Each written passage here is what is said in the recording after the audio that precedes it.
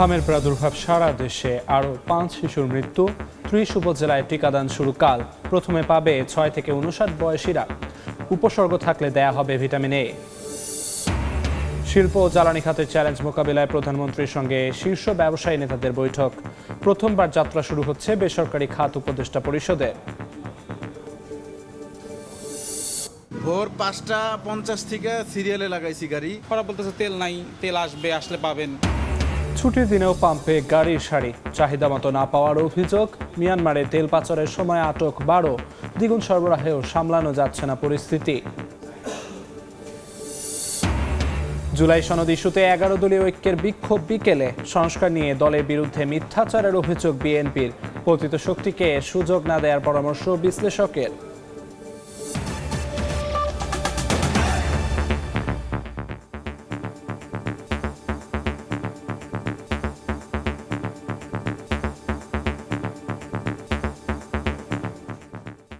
সময় সংবাদের সঙ্গে আছি আমি আমিরুল ইসলাম আলিফ। সারা দেশে ছড়িয়ে পড়েছে হামের প্রাদুর্ভাব। উপসর্গ নিয়ে একদিনে আরও 5 শিশুর মৃত্যু হয়েছে। আক্রান্ত হচ্ছে 6 মাসের কম বয়সীরাও। এ নিয়ে উৎকণ্ঠায় রয়েছেন অভিভাবকরা। এমন পরিস্থিতিতে ঝুঁকিপূর্ণ 30 উপজেলায় টিকাদান কর্মসূচি শুরু হচ্ছে কাল। সচিবালয় ব্রিফিংয়ে স্বাস্থ্যমন্ত্রী জানান, প্রথমে পাবে 6 থেকে 59 মাস বয়সী শিশুরা। উপসর্গ থাকলে খাওয়ানো হবে ভিটামিন এ ক্যাপসুল। সারা দেশে হামের প্রাদুর্ভাব ছড়িয়ে পড়ায় বাড়ছে উদ্বেগ। 15 মার্চ থেকে এখন পর্যন্ত উপসর্গ নিয়ে হাসপাতালে ভর্তি শিশুর সংখ্যা ছাড়িয়েছে 5000, আর মৃত্যু হয়েছে 94 শিশুর। শনিবারও রাজধানীর হাসপাতালগুলোতে দেখা গেছে রোগীর চাপ। অভিভাবকরা উৎকণ্ঠায় রয়েছেন 6 মাসের কম বয়সী শিশুদের নিয়ে। পাতলা পায়খানা হয়েছিল, অনেক ঠান্ডা আর হাম দেখা গেছে, র্যাশ আর প্রচন্ড পরিমাণ জ্বর ছিল। নার্সগুলো তেমন দক্ষতা ক্যানোলা করতে পারে নাই, যাও আজকে পারছে এখনো ডক্টর এসে দেখতে পারেনি, দেখলে তারপর চিকিৎসা চালু হবে। 2 বছরের নিচে রাখবে না, ওর বয়স 5 মাস। পরে অনেক হাতে পায়ে ধরে তাদেরকে করছি, তারপরে বন দিয়া তারপরে আমরা নিজের ইচ্ছাই রাখছি। বাবুর জ্বর ওঠার 2 দিন পরে ওর শরীরে বিচি বিচি বের হয়েছে, তো আমরা আর বুঝি নাই কি হয়েছে। জ্বরও ছিল 102, 3 এরকম ছিল। তবে আছে কিছুটা স্বস্তির খবরও। হাসপাতাল থেকে চিকিৎসা নেয়ার পর সুস্থ হয়ে অনেকেই ফিরছে বাড়ি। ভর্তি হয়েছিলাম 103-4 জ্বর নিয়ে। গত মঙ্গলবার দিন রাতের বেলা ভর্তি হয়েছিলাম, এখন আল্লাহর রহমতে সুস্থ। বমিটা বেশি ছিল আর হাম একবার পুরো শরীরে পড়ে গেছে, এখন একটু সুস্থের দিকে আছি। রাজধানীর ডিএনসিসি ডেডিকেটেড হাসপাতালে এখনো ভর্তি হামে আক্রান্ত 3 শতাধিক শিশু। এখন পর্যন্ত এই হাসপাতালে মৃত্যু হয়েছে 2 শিশুর। এই পর্যন্ত আমরা 550 জন রোগীর মতো ইনডোরে রেখে আমরা চিকিৎসা দিয়েছি, এবং আজকের দিনে আমাদের এখানে 300-র বেশি রোগী ভর্তি আছে। আমাদের যত রোগী হোক, ওনারা প্রয়োজন বোধে ম্যান পাওয়ার যদি আরও বাড়াতে হয় বাড়িয়ে দিবেন, এবং আমরা সব রোগীরই চিকিৎসা করতে সক্ষম। অধিক হারে সংক্রমণ ঠেকাতে টিকা নেয়া থাকলেও বয়সসীমার সব শিশুদের টিকা নেয়ার পরামর্শ চিকিৎসকদের। সেই সঙ্গে বলছেন, মেনে চলতে হবে মাস্ক পরা সহ অন্যান্য স্বাস্থ্যবিধি। আগের টিকা দেওয়া থাকলেও তাকে দিতে হবে, এটা যেন বাদ না যায়। যার জ্বর হবে, ঠান্ডা কাশি হবে, সে তাকে বের করা উচিত না। আর আমি যদি জানি ওই আপনার জ্বর ঠান্ডা, আমি তার কাছে যাব না। আর মাস্ক পরতে হবে। এদিকে সচিবালয় ব্রিফিংয়ে স্বাস্থ্যমন্ত্রী জানান, রোববার বেশি সংক্রমিত 18 জেলার 30 উপজেলায় শুরু হবে বিশেষ টিকাদান কর্মসূচি। টিকা পাবে 6 মাস থেকে 59 মাস বয়সী শিশুরা। রবিবার সকাল 9 ঘটিকা থেকে আমরা আমাদের টিকা কার্যক্রম শুরু করতে যাচ্ছি।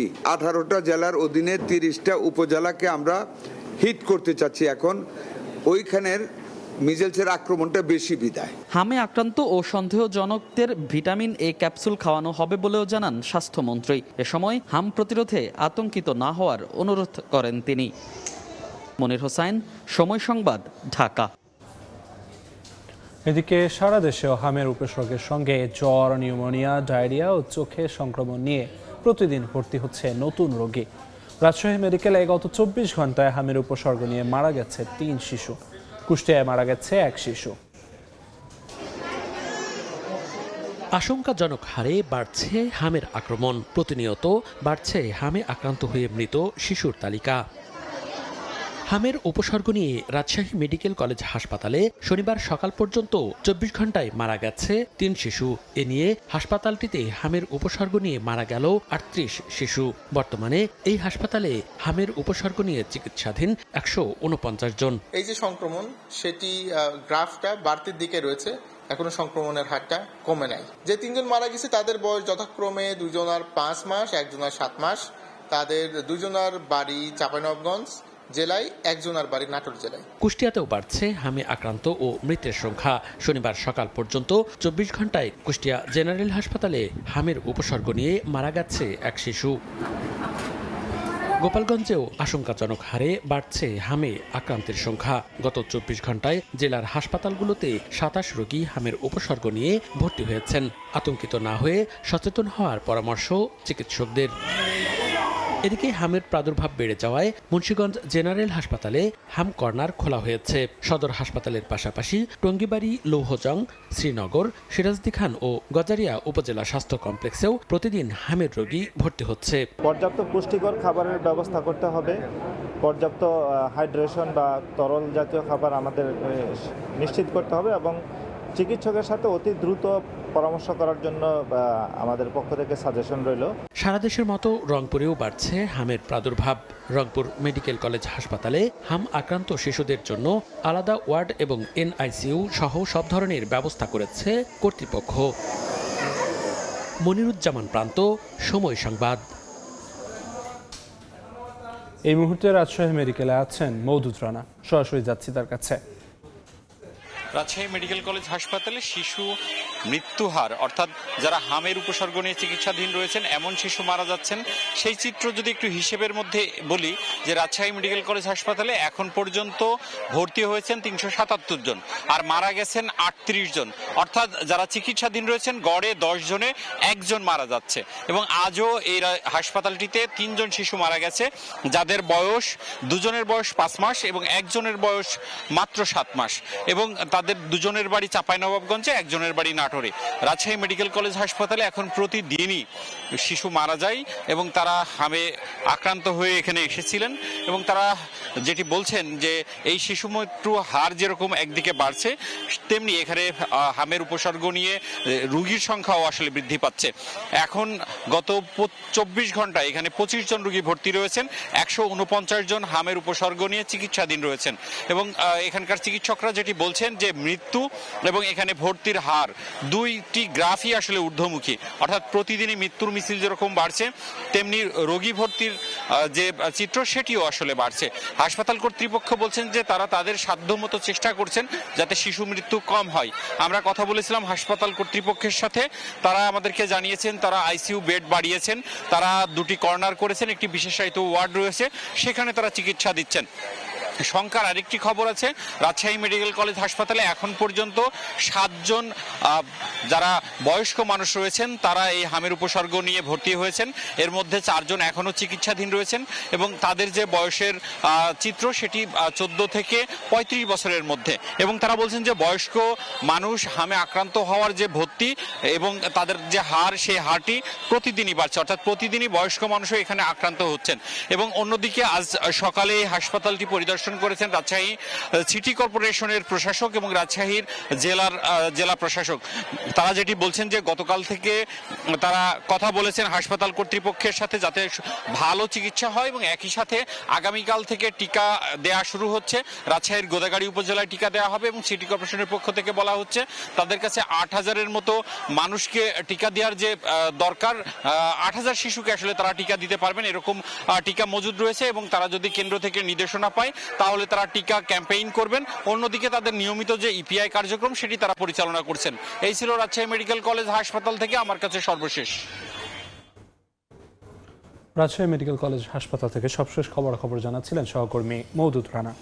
শিল্প ও জ্বালানি খাতের চ্যালেঞ্জ নিয়ে দেশের শীর্ষ ব্যবসায়ী নেতাদের সঙ্গে বৈঠক করেছেন প্রধানমন্ত্রী তারেক রহমান। প্রধানমন্ত্রীর কার্যালয়ে কর্মকর্তারা জানিয়েছেন এই বৈঠকের মাধ্যমে প্রথমবারের মতো বেসরকারি খাত উপদেষ্টা পরিষদ আনুষ্ঠানিক যাত্রা শুরু করছে। নীতি নির্ধারক ও ব্যবসায়ী নেতাদের মধ্যে একটি কাঠামোগত সংলাপের পরিবেশ তৈরির লক্ষ্যে কাজ করবে প্ল্যাটফর্মটি। প্রধানমন্ত্রীর সভাপতিত্বে গঠিত এই পরিষদে অর্থ ও বাণিজ্য মন্ত্রীর পাশাপাশি বস্ত্র, ওষুধ, ফুটওয়্যার, অটোমোবাইল এবং ভোগ্যপণ্য খাতে 9 উদ্যোক্তা সদস্য হিসেবে থাকছেন। বৈঠকে বিনিয়োগ পরিবেশ, ব্যাংক ঋণের উচ্চ সুদ হার, অর্থায়নের সীমাবদ্ধতা এবং পুঁজিবাজারের অস্থিরতা নিয়েও আলোচনা হতে পারে।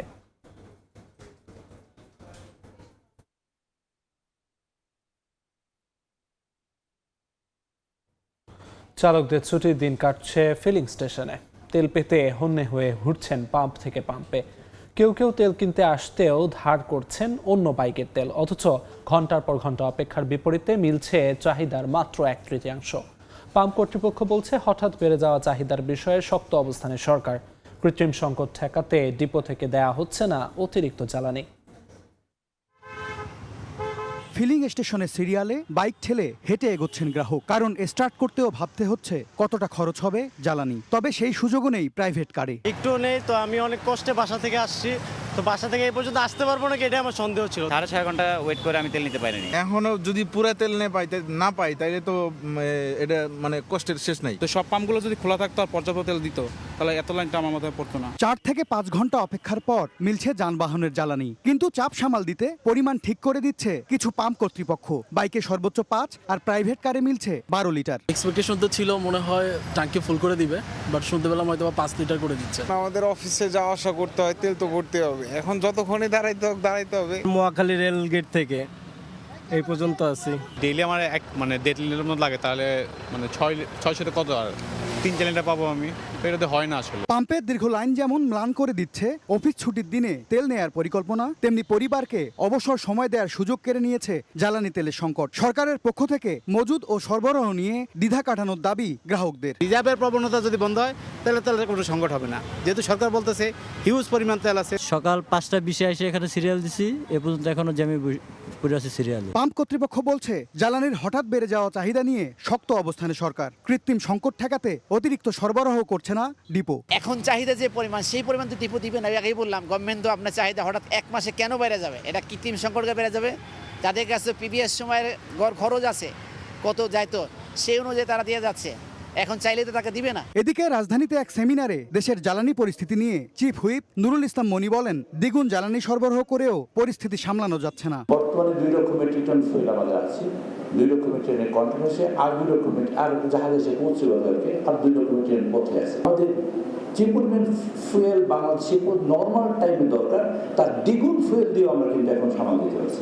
জ্বালানি বিভাগের সবশেষ তথ্য, দেশে বর্তমানে ডিজেল, অকটেন ও জেট ফুয়েলের মজুদ আছে প্রায় 1,92,000 টন। MS আরিফিন, সময় সংবাদ, ঢাকা।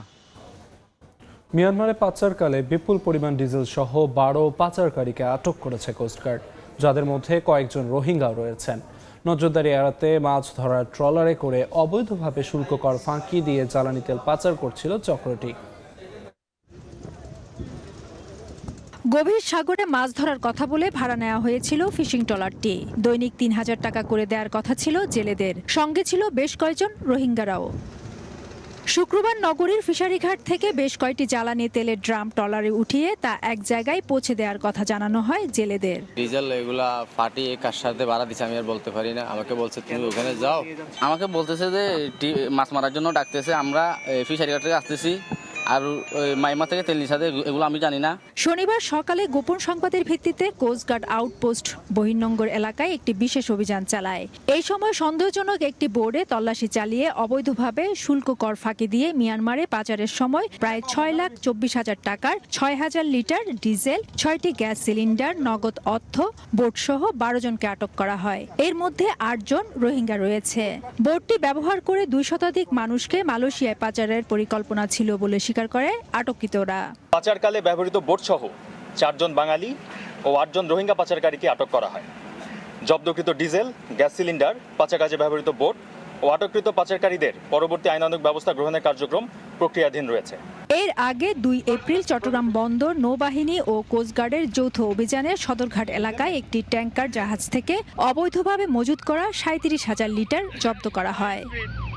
ফেদুসলিপি, সময় সংবাদ, চট্টগ্রাম। জুলাই সনদ ও গণভোট নিয়ে সংসদের উত্তাপ ছড়াচ্ছে রাজপথেও। সংবিধান সংস্কার পরিষদ ইস্যুতে ওয়াকআউটের পর বিক্ষোভের ডাক দিয়েছে বিরোধী দল। যদিও সরকার বলছে জুলাই সনদ বাস্তবায়নে বদ্ধপরিকর তারা। বিশ্লেষকদের কেউ কেউ মনে করেন ঐকমত্য কমিশনের চাপিয়ে দেওয়ার সিদ্ধান্তেই জটিলতা, কেউ মনে করেন বিএনপি চাইলেই সংবিধান সংস্কার পরিষদ গঠন করে সংকট এড়াতে পারত। টেকসই সংস্কারে আলোচনা অব্যাহত রাখার তাগিদ তাদের। হাসান ওয়ালির প্রতিবেদন। বহু বছর পর মানুষের আগ্রহের কেন্দ্রবিন্দুতে সংসদ অধিবেশন। তবে দিন যত পেরোচ্ছে জটিলতা বাড়ছে সংসদে। 7 কার্য দিবসে 2 দিন ওয়াকআউট করেছে বিরোধী দল। প্রথম দিন রাষ্ট্রপতির ভাষণ দেওয়ার প্রতিবাদে এবং ষষ্ঠ দিন সংস্কার পরিষদের সভা আহ্বান নিয়ে কোনো সুরাহা না পাওয়ার অভিযোগে ওয়াকআউট করেন বিরোধীরা। সশ্রদ্ধ চিত্তে সংকটের শুরু শপথ নেওয়ার দিন থেকেই। বিরোধী দলীয় সংসদ সদস্যরা জুলাই জাতীয় সনদ বাস্তবায়ন আদেশ মেনে সংস্কার পরিষদের সদস্য হিসেবেও শপথ নেন। তবে সরকার দলীয় সংসদ সদস্যরা সে পথে যাননি। সংসদের স্বরাষ্ট্রমন্ত্রী জানিয়েছেন এই আইনই অবৈধ। এমন আদেশ রাষ্ট্রপতির এখতিয়ার বহির্ভূত। একই সঙ্গে অন্তর্বর্তী সরকারের জারি করা 133 অধ্যাদেশের মধ্যে 20টি হারাচ্ছে কার্যকারিতা, যাতে গণভোট, মানবাধিকার, দুদক, গুমসহ অন্যান্য অধ্যাদেশ বাতিলের সুপারিশে নোট অফ ডিসেন্ট দিয়েছেন বিরোধী দলীয় সংসদ সদস্যরা। আমরা বলেছিলাম যে এমন আলোচনার উত্তাপ সংসদ ছাড়িয়ে গড়াচ্ছে রাজপথেও। জুলাই সনদ ও গণভোটের রায় বাস্তবায়নের দাবিতে বিক্ষোভে নামছে 11 দলীয় জোট। এই সংকটে ঐকমত্য কমিশনের উপর দায় দিচ্ছেন রাষ্ট্রবিজ্ঞানের এই শিক্ষক। ঐকমত্য কমিশন আমাকে জাতীয় ঐক্য অর্জন করতে গিয়ে ঐকমত্য কমিশন জাতিকে বিভক্ত করেছে। তারা জুলাইটাকে জ্যানতেনভাবে মানুষের উপরে আরোপ করার চেষ্টা করেছে। সবার সাথে আলাপ করে শেষ করতেন, যেই আলাপে শেষ হইতে সেই আলাপে স্টপ দিতেন এবং সেটাই গণভোটে দিতেন। তাহলে আমরা আজকে এই কেওয়াজে পড়তাম না। সংস্কার কাজটা প্রসেসের অনুযায়ী যাওয়া যেন এটা টেকসই হয়। তবে রাজনৈতিক বিশ্লেষক সাব্বির আহমেদ মনে করেন বিএনপি চাইলে এই সংকট এড়াতে পারত। এ অবস্থা চলতে থাকলে সুযোগ পেতে পারে পতিত ফ্যাসিস্ট শক্তি। তারা পুরো প্রক্রিয়াটাকে আনুষ্ঠানিকভাবে চালু করেও তারা তাদের মতো করে সিদ্ধান্তগুলো বাস্তবায়ন করতে পারত, নিতে পারত, যেহেতু তারা অনেকগুলো বিষয়ে নোট অফ ডিসেন্ট দিয়েছে। এটা বিএনপির বিপক্ষে যাবে চূড়ান্তভাবে যদি এটা বড় হয়। অবাক হওয়ার কিছু থাকবে না যদি এক সময় জামাত এবং আওয়ামী লীগ মিলে আন্দোলন করে।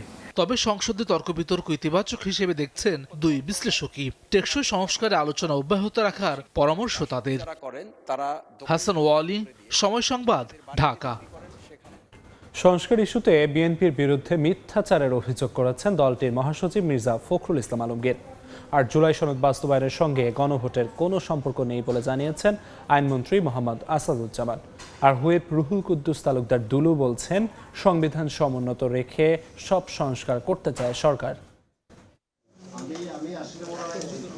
রাজধানীর জাতীয় প্রেস ক্লাবে নাটোর জেলা সাংবাদিক সমিতির অনুষ্ঠানে একথা বলেন জাতীয় সংসদের হুইপ রুহুল কুদ্দুস তালুকদার দুলু। বলেন সংবিধান সমুন্নত রেখে সব সংস্কার করতে চায় সরকার। ফ্যাসিস্ট যেন ফেরার সুযোগ না পায় তা মাথায় রাখতে হবে বিরোধীদের।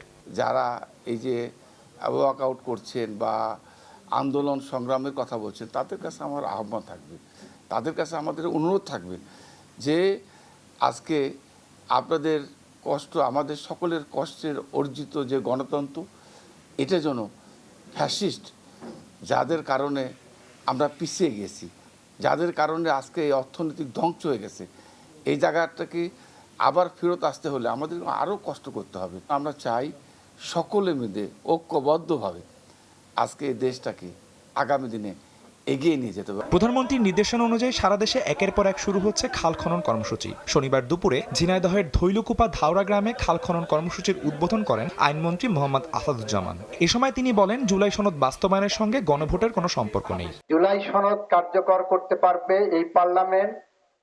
জুলাই সনদ কিভাবে কার্যকর হবে সেটাও জুলাই সনদের মধ্যেই বলে দেওয়া আছে। সুতরাং জুলাই সনদের সাথে গণভোটের বাতিল হওয়া না হওয়ার কোনো সম্পর্ক নাই।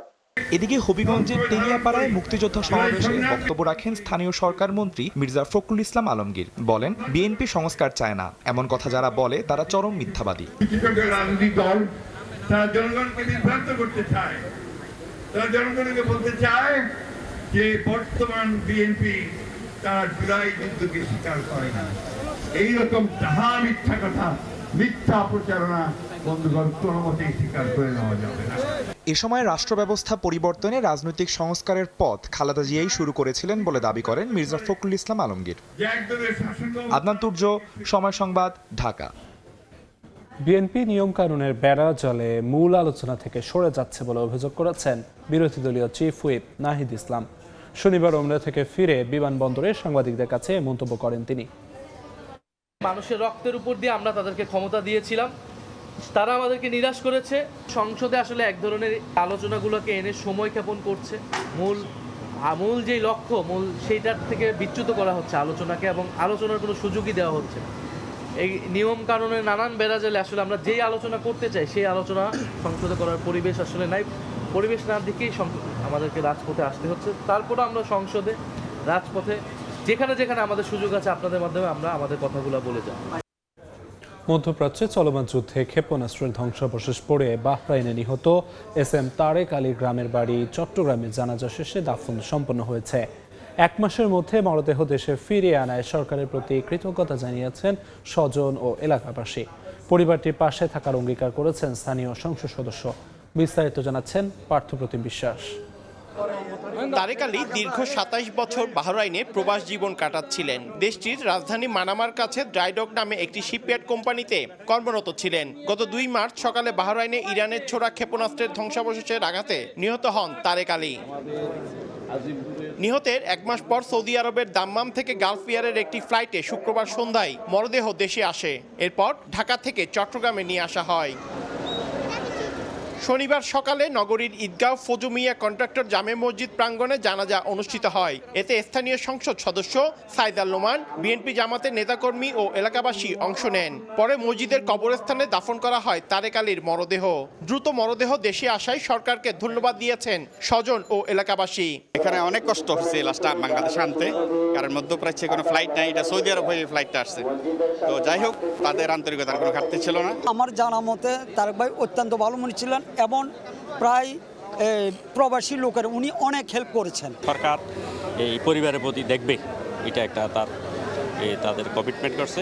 তারেকের একমাত্র কন্যা সন্তান তাসনিম তামান্নার পড়াশোনা ও দায়িত্বের পাশাপাশি পরিবারটির পাশে থাকার অঙ্গীকার করেছেন জনপ্রতিনিধিরা। আমি কথা বলে জেনেছি যে বাচ্চা ফার্স্ট ইয়ারে পড়ে কলেজে, ওর পড়াশোনার দায়িত্বটা পুরোপুরি আমি নিয়েছি। বিশ্ববিদ্যালয় পর্যন্ত তার আর কোনো চিন্তা করতে হবে না। পরিবারের পাশে বাংলাদেশ জাতীয়তাবাদী দল এবং এই সরকার, আমাদের সরকার পাশে দাঁড়িয়েছে। আমরা ওই পরিবারের পাশে আছি এবং আমি তো ওই পরিবারের পাশে থাকবো ইনশাআল্লাহ। এবং এই বাচ্চার লেখাপড়া সহ উনি যে অংশটা করবেন, এর সাথে আমাদের যেই সংযুক্তি, আমাদের যা যা করা দরকার সংগঠন হিসেবে এবং ব্যক্তি হিসেবে আমরা তাদের পাশে থাকবো। তারেক আলীর গ্রামের বাড়ি চট্টগ্রামের সন্দ্বীপ উপজেলার আজিমপুর ইউনিয়নে। 1.5 বছর আগে ছুটিতে সর্বশেষ দেশে এসেছিলেন তিনি। পার্থপ্রতিম বিশ্বাস, সময় সংবাদ, চট্টগ্রাম। কেরানীগঞ্জের কদমতলীতে আল বারাকা হাসপাতালের পাশে গ্যাস রাইজার কারখানায় লাগা আগুন নিয়ন্ত্রণে এসেছে। দুপুর 1:15টার দিকে আগুনের সূত্রপাত হয় বলে জানিয়েছে ফায়ার সার্ভিস। খবর পেয়ে তাৎক্ষণিক কদমতলী ফায়ার স্টেশনের 7টি ইউনিট ঘটনাস্থলে পৌঁছে আগুন নিয়ন্ত্রণে আনে। ফায়ার সার্ভিসের কর্মীদের পাশাপাশি স্থানীয় বাসিন্দারাও আগুন নেভাতে সহায়তা করেন, তবে এখনও আগুন লাগার কারণ জানা যায়নি। আন্তর্জাতিক প্রসঙ্গ, একদিনে 2টি মার্কিন যুদ্ধ বিমান ভূপাতিত করার দাবি করেছে ইরান। 2 ক্রুকে উদ্ধারের কথা জানিয়েছে ট্রাম্প প্রশাসন। আরেকজনের সন্ধানে এর উদ্ধারশ্বাস অভিযানে নেমেছে তেহরান, ওয়াশিংটন। যুদ্ধ বিমান ভূপাতিতের ঘটনা ইরানের সঙ্গে আলোচনায় প্রভাব ফেলবে না বলে জানিয়েছেন মার্কিন প্রেসিডেন্ট। এদিকে ইসরায়েলে হামলা অব্যাহত রেখেছে ইরান। তেহরান ও বৈরুতে একযোগে আক্রমণ চালিয়েছে নেতানিয়াহু বাহিনী। শুক্রবার স্থানীয় সময় রাত থেকেই ইসরায়েলের মধ্যাঞ্চল সহ বিভিন্ন স্থানে হামলা অব্যাহত রেখেছে ইরান। ইসরায়েলি সংবাদ মাধ্যম জানায়, ইরানের ক্ষেপণাস্ত্রের আঘাতে রোশাইন এলাকার একটি অ্যাপার্টমেন্টে আগুন ধরে যায়। এছাড়া ভবন এবং বেশ কিছু রাস্তা ক্ষতিগ্রস্ত হয়েছে। গিভাতাইম, বীরসেবা ও শিল্পাঞ্চল নেগেবকেও লক্ষ্যবস্তু বানানো হয়।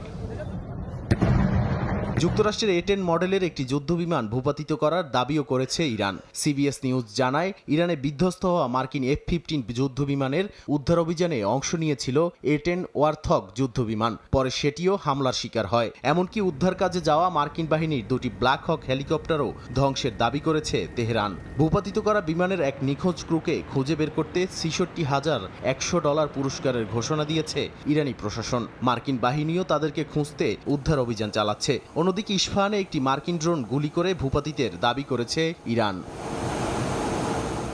ইরানের হামলার জবাবে তেহরান, কারাজে এবং খুজেস্তান প্রদেশে হামলা চালায় নেতানিয়াহু বাহিনী। মানবাধিকার সংস্থার দাবি, ইরান লক্ষ্য করে একদিনে 200-র বেশি হামলা চালিয়েছে ওয়াশিংটন ও তেল আবিব। এছাড়া লেবাননেও হামলা চালিয়েছে ইসরায়েলি সেনারা।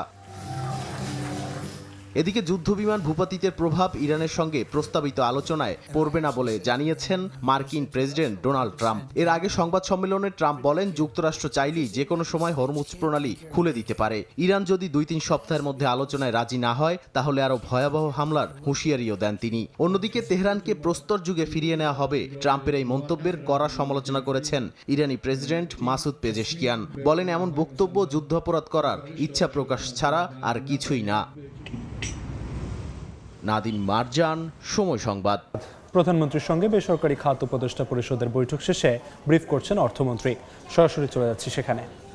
এদের সাথে আলোচনাতে ব্যবসায় তাদের সংকট কি তাদের সেটা জানতে চেয়েছেন প্রাইম মিনিস্টার, তাদের কাছ থেকে শুনতে চেয়েছেন যে বাংলাদেশে তো ব্যবসার উপর অনেক সংকট বিগত দিনে আমরা শুনে আসছি, যে cost of doing business, is of doing business, এগুলো তো অনেক সংকট তো আছে। তো উনি ওনাদের মুখ থেকে শুনতে চেয়েছিলেন, ওনারা বলে গেছেন এবং এগুলো নোট নেওয়া হয়েছে। অনেক কিছুর সমাধান হয়েছে, আবার অনেক কিছু পেন্ডিং আছে, আলাপ আলোচনার মাধ্যমে সমাধান হবে। বিনিয়োগ বান্ধব হবে একটা পলিটিক্যাল সরকার আসলে, এতদিন বিনিয়োগটা স্থবির ছিল, এখন সেই বিনিয়োগের বিষয়টা আসলে এই তো বিনিয়োগ বান্ধবের হওয়ার যে প্রক্রিয়া, সেই হিসাবে আজকে ব্যবসায়ী নেতৃবৃন্দের সাথে বসা হয়েছে। তাদের কাছ থেকে উনি শুনেছেন যে বিনিয়োগের পথে বাধা কোথায়, তাদের বিনিয়োগে বাধা কোথায় কোথায় পাচ্ছে, এগুলোর সমাধান উনি করতে চান, খুব সহসা করতে চান, এবং এইগুলো শুনেছেন। কিছু কিছু সমাধান অন দ্য স্পট দিয়েছেন, আর বাকিগুলো আলোচনার মাধ্যমে সমাধান দেওয়া হবে। আরেকটা বিষয় হচ্ছে, আপনাদের রাজনৈতিক সরকারের একটি বড় ধরনের মানুষের প্রতিশ্রুতি ছিল যে কর্মসংস্থান সৃষ্টি করা। বাংলাদেশে 5 আগস্টের পর অনেক কলকারখানা বন্ধ হয়ে গিয়েছে, অনেক মানুষ বেকার হলো।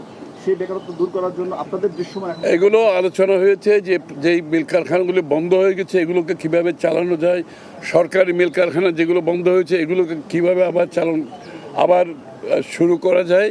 সুতরাং সার্বিকভাবে যে নতুন প্রজেক্টের বাইরেও যেগুলো পুরনো প্রজেক্ট বন্ধ হয়ে আছে এগুলো চালু করার জন্য আলোচনা হয়েছে, এবং এগুলোর উপর সমাধান দিয়ে আমরা আশা করি অনেকগুলো প্রজেক্ট চালু করা হবে। সেটা প্রাইভেট। সরাসরি যুক্ত ছিলাম প্রধানমন্ত্রীর কার্যালয়ে। ব্রিফিং এর বাকি অংশ দেখতে ভিজিট করুন সময় টিভির ফেসবুক পেজে। এ পর্যায়ে শীর্ষ সংবাদগুলো জানিয়ে দিচ্ছি আরেকবার। হামের প্রাদুর্ভাব সারা দেশে, আরও 5 শিশুর মৃত্যু। 30 উপজেলায় টিকাদান শুরু কাল। প্রথমে পাবে 6 থেকে 59 মাস বয়সীরা। উপসর্গ থাকলে দেওয়া হবে ভিটামিন এ। নিরবচ্ছিন্ন জ্বালানি সরবরাহের নিশ্চয়তা চান ব্যবসায়ীরা। প্রধানমন্ত্রীর সঙ্গে বৈঠক। ঋণের সুদ হার কমানো, করের আওতা বাড়ানো সহ থার্ড টার্মিনাল দ্রুত চালুর পরামর্শ। ভোর 5:50 থেকে সিরিয়ালে লাগাইছি গাড়ি। ওরা বলতেছে তেল নাই, তেল আসবে, আসলে পাবেন। ছুটির দিনেও পাম্পে গাড়ির সারি, চাহিদা মতো না পাওয়ার অভিযোগ। মিয়ানমারে তেল পাচারের সময় আটক 12, দ্বিগুণ সরবরাহেও সামলানো যাচ্ছে না পরিস্থিতি।